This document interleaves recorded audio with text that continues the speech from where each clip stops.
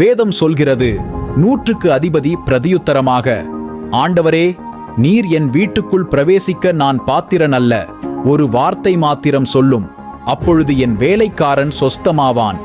பின்பு இயேசு நூற்றுக்கு அதிபதியை நோக்கி, நீ போகலாம், நீ விசுவாசித்தபடியே உனக்கு ஆகக்கடவது என்றார். அந்த நாழிகையிலே அவன் வேலைக்காரன் சொஸ்தமானான். மத்தேயு 8ஆம் அதிகாரம் 8 மற்றும் 13ஆம் வசனம். Bible says, the centurion replied, Lord, I do not deserve to have you come under my roof. Just say the word, and my servant will be healed. Then Jesus said to the centurion, Go, let it be done just as you believed it would. And his servant was healed at that moment. Matthew chapter 8, verse 8 and 13.